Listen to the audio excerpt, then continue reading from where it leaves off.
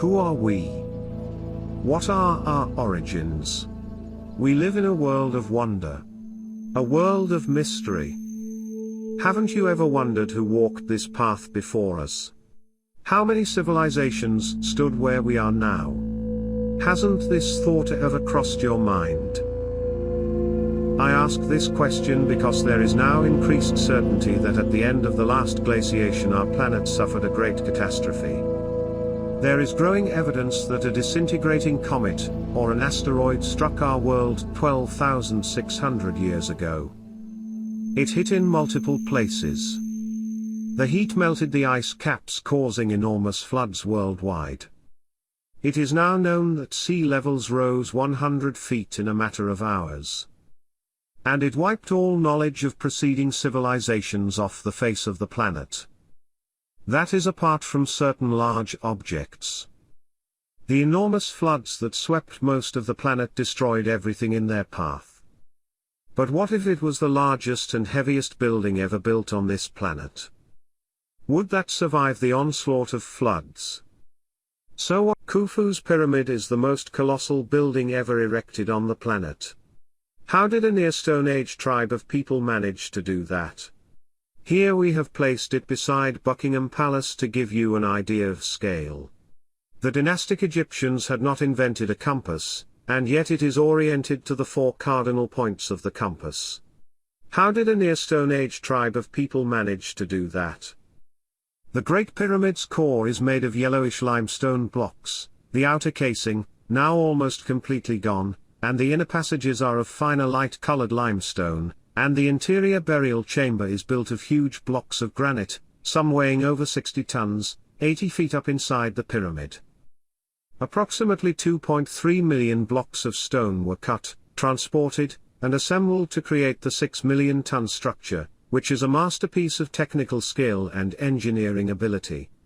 The internal walls as well as those few outer casing stones that still remain in place show finer joints than any other masonry constructed in ancient Egypt. How did a near Stone Age tribe of people manage to do that?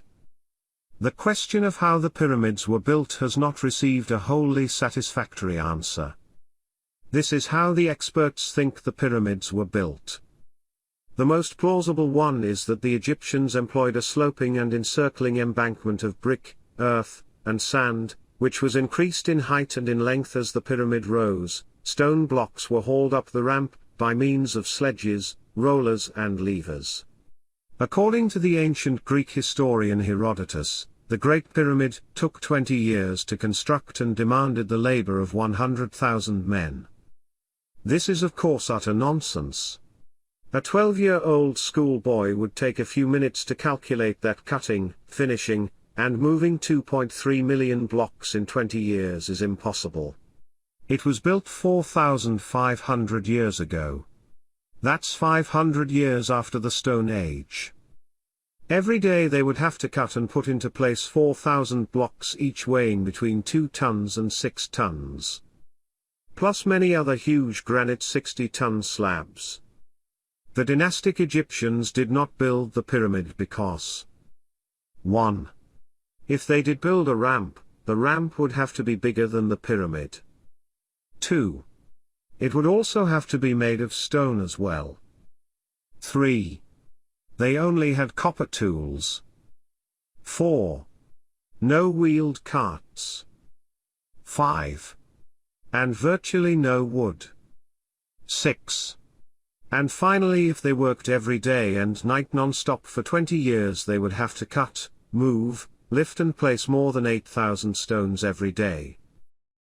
7. Some of the heaviest blocks were of granite from over 900 kilometers away. So that means to build that amazing building you would have to position 50 blocks every 10 minutes. We could not even do that today with all our modern equipment.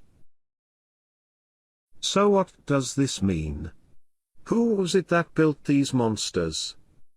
If the dynastic Egyptians couldn't have built the pyramids, who did? Was there an advanced civilization that existed in the past, before our planet was reset by the catastrophic floods that swept across the planet 12,600 years ago? If you think that there is no proof of my assumptions, if you think I am talking nonsense, try asking Google if seashells have been found around the Great Pyramid. Here is the answer. Many seashells and fossils have been found around the base of the pyramid in some of the silt sediments rising to 14 feet. Some of those sediments have been radiocarbon dated to be nearly 12,000 years old. Logically, only great quantities of continuous major sea flooding would produce this sediment.